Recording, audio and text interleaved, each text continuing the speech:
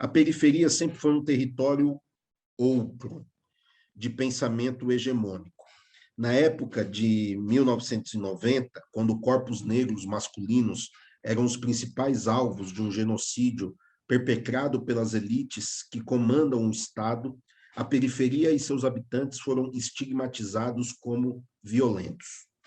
Nos anos 2000, quando algum escasso recurso começou a circular nesses territórios, porém nada mais do que o mínimo para viver com dignidade, seus moradores foram taxados de consumistas.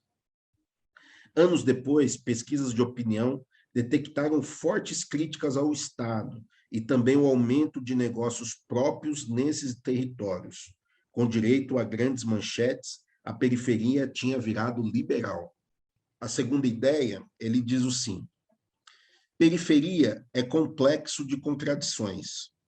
A produção capitalista do espaço destinou os territórios mais baratos às pessoas mais pobres. Em aproximadamente 80 anos, os territórios periféricos foram formados por uma grande leva migratória de nordestinos, negros, índios, brancos, pobres e imigrantes. O encontro de diversas experiências produziu uma explosão criativa na produção da vida.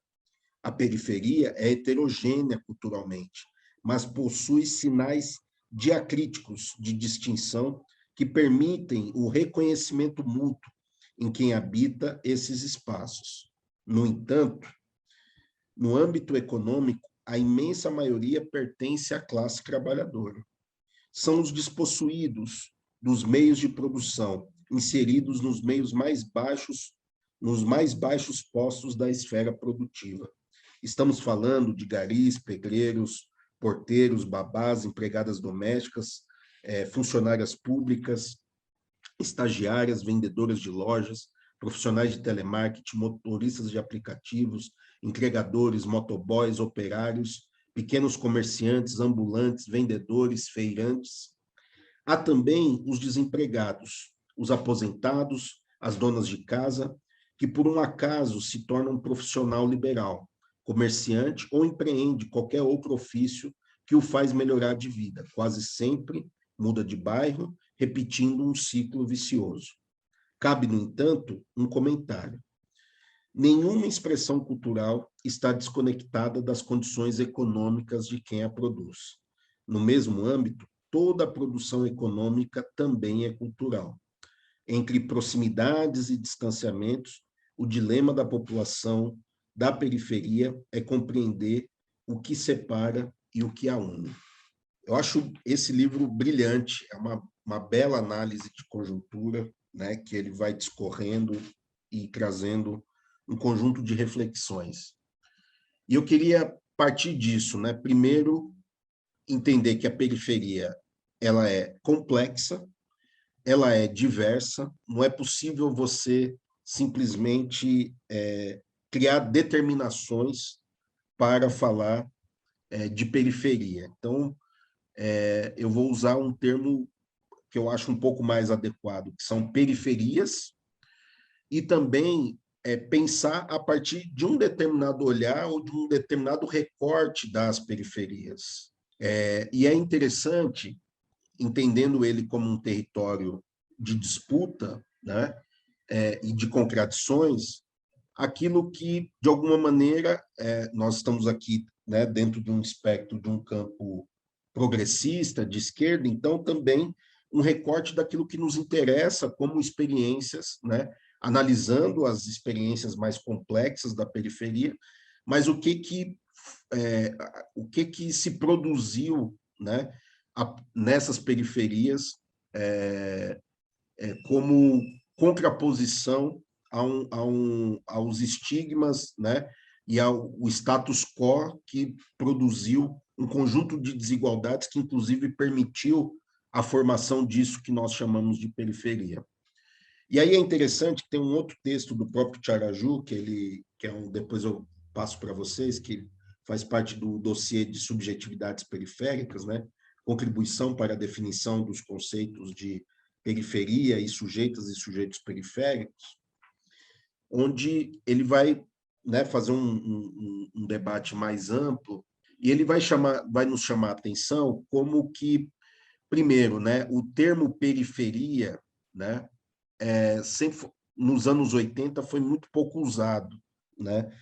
É, esse era um termo muitas vezes utilizado por acadêmicos e muito para determinar aqueles que estavam distantes do centro, sempre um olhar de fora, né? De fora para as periferias.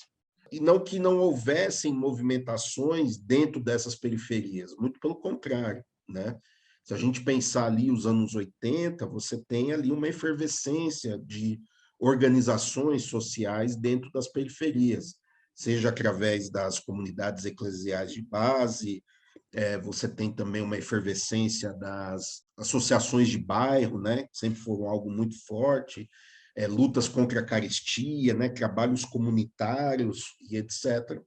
Mas, do ponto de vista da luta política mais geral, essa ação territorial ela era quase que vista como uma extensão do trabalho de organização da classe trabalhadora, tendo como seu centro, né, a organização a partir do seu local de trabalho, né? Então, o centro dinamizador da luta de classes, para uma leitura mais hegemônica, digamos assim, é, das esquerdas, dos movimentos progressistas, era a organização a partir do local do trabalho, né? Então, os sindicatos, né, as centrais sindicais, né, têm um peso muito grande no processo de organização. E essas outras formas de organização da população negra, ele é visto quase como uma extensão, né? Como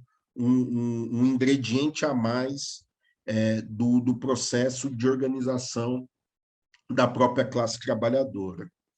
Mas há um processo de mudança importante, né? E aí não tem como a gente desassociar, né, essa leitura das mudanças que estão ocorrendo no Brasil, né? O professor Denis define muito bem, né, no seu livro Racismo Estrutural, né, esse encontro trágico que nós temos no Brasil, né, de duas agendas extremamente contraditórias, né? Então você tem de um lado o Brasil lutando pela sua redemocratização, uma ascensão dos movimentos sociais, uma luta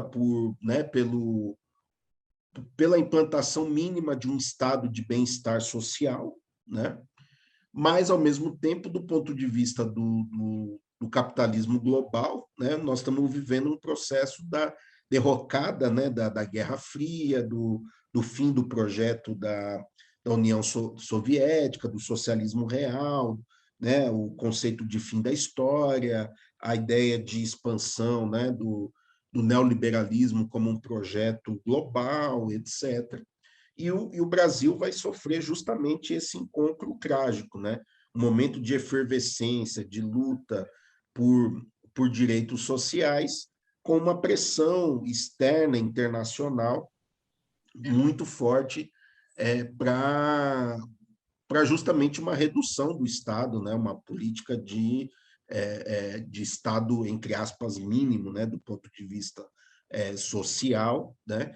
E esse conflito, né, ele vai pautar de forma muito intensa, não só o final dos anos 90, não, o final dos anos 80, mas, sobretudo, a agenda dos anos 90.